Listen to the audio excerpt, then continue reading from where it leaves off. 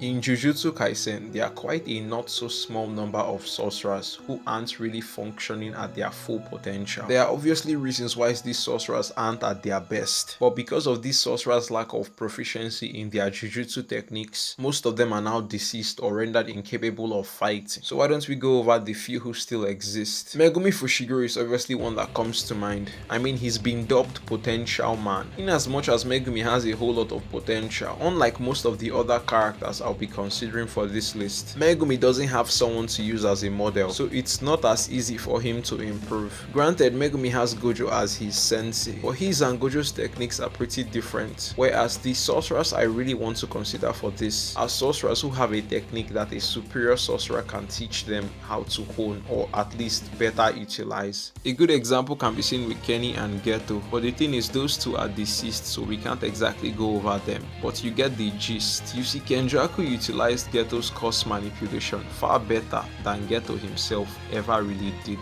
Everything with his utilization of the mini Uzumaki, to the extraction of cost techniques, even to the fortification of the cost energy strength with his own cost energy, was some really brilliant stuff on Kenjaku's part. Another case study can be seen with Maki and Toji, though it's a bit different in this case since it's not a cost technique, it's more so something physical with their body. So it's debatable if Toji could actually even train Maki to better utilize her insane physical strength. But once again, this is invalid as Toji is no longer with us, and besides, Maki has pretty much already reached his level, if not surpassed it with some of the things she's now doing. So the very first duo we can actually cover would be with Miwa and Kusakabe. We all know what those two are both capable of and what they both have in common. Both Kusakabe and Miwa are reliant on the new Shadow style Simple Domain. The Simple Domain is an anti-domain technique that comes with perks other than just nullifying the effects of a domain expansion,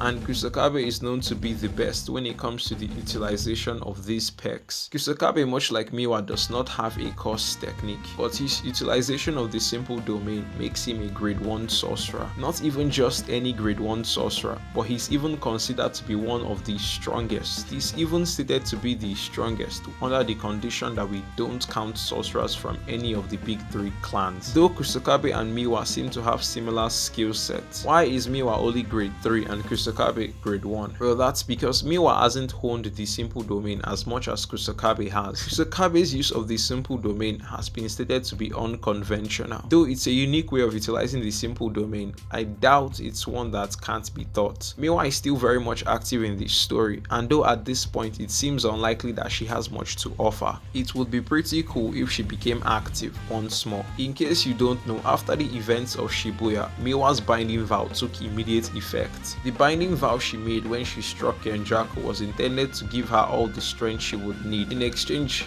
she would never pick up a katana again. As we would later learn, the strength it provided her with would prove to be insufficient. Kenjaku would stop the attack ever so casually. You might be thinking that Kenjaku is so sturdy that the Simple Domain can't damage him, but Kusakabe would beg to differ. You see, this very same Kenjaku initiated an attack on the rest of the gang. He fired off an Uzumaki, and guess who blocked it? Kusakabe. Kusakabe of all people. Someone who uses the exact same technique as Miwa. And if you're still not convinced, then look at this. Kusakabe was able to use his sword drawing techniques to even damage Sukuna. Granted, this Sukuna was severely weakened and he couldn't use RCT, but that doesn't discredit Kusakabe's prowess. If Miwa was placed in that very same situation, she wouldn't have been as resourceful. Kusakabe has also been seen expanding his Simple Domain much like a typical domain expansion. With this, he's able to draw his opponents in rather than just waiting for them to attack. And we've also seen him use a couple other sword drawing skills. Miwa, on the other hand, just does the basics. She attempts to use the Simple Domain to counter physical attacks and initiate attacks of her own. That might sound impressive, but it really isn't. The sure hit of her Simple Domain, the automatic slash, has already been dodged multiple times. Her Simple Domain armed slashes have also proven to be ineffective. So in the off chance that Kusakabe taught her 18 or 2 during the 1 month time skip, then there is a possibility that she has improved to some degree at the very least. But she still has to find a counter option transition to using katana. After all, her binding vow from way back in Shibuya still stands. The other sorcerer I would like to consider would be Noritoshi,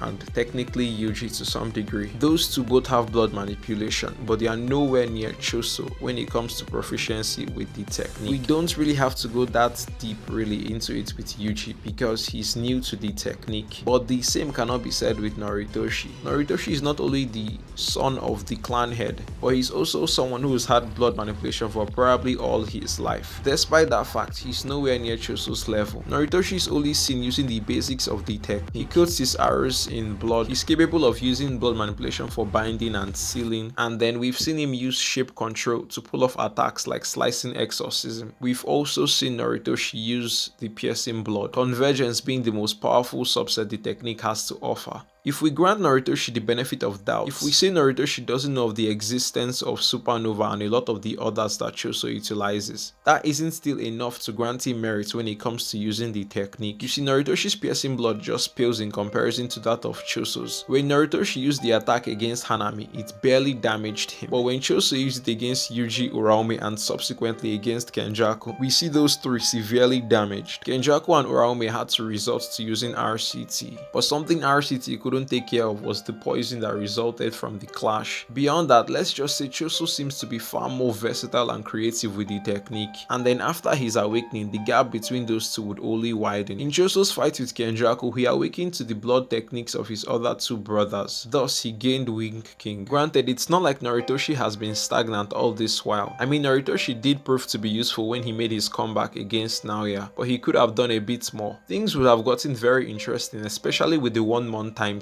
It's explained that Noritoshi is a better teacher when it comes to blood manipulation, so it's undoubtable that Choso, Noritoshi and Yuji have had their hands busy trying out new things with the technique. Hopefully during that 1 month, Noritoshi was able to pick up a thing or two from Choso, but we might never get to see it since Noritoshi has either fled from the country or he stands his ground and he remains unwilling to face Sukuna. Anyways, the last character we can cover in the very same vein would be Yuta, but Yuta is a bit different from the others. Unlike how Miwa has to learn other ways to utilize the simple domain, or like how Noritoshi has to add variety into his use of blood manipulation, with Yuta he has to do all this but with multiple course techniques at his disposal, making it a bit harder. So far we've seen Yuta pull off sky manipulation, Charles' future sight, Ishiguri's granite blast, Inomaki's cursed speech, among a couple of other techniques, even Sukuna's cleave and dismantle. But with all these techniques, Yuta seems to have a fundamental grasp of how the techniques work. Even when he does combination attacks, it seems well too structured. Yuta has effectively mastered Uro's sky manipulation. He uses it to even better degree than Uro did herself. Ishiguri's granite blast is pretty direct, it's just a blast of cost energy. The same thing can be said with Charles' future sight, and because of his cost energy quantity, he is actually more proficient at cost speech than Toge Inumaki himself. This just leaves him with probably finding a better way to utilize Jacob's ladder and Sukuna's cost technique. Seeing as Sukuna was able to push cleave and dismantle beyond its limits to create the world slash, it's possible that with training and the right model, Yuta would be able to pull off a similar feat. But the thing is, Yuta, unlike Sukuna, doesn't have Maharaga. It would have been pretty cool if any of these sorcerers had picked up a thing or two from another to just bolster their skill set. If you enjoyed this video, then please feel free to leave a like. If you have something to say, then you can put it in the comments. And if you want to keep up to date with the channel, then please subscribe.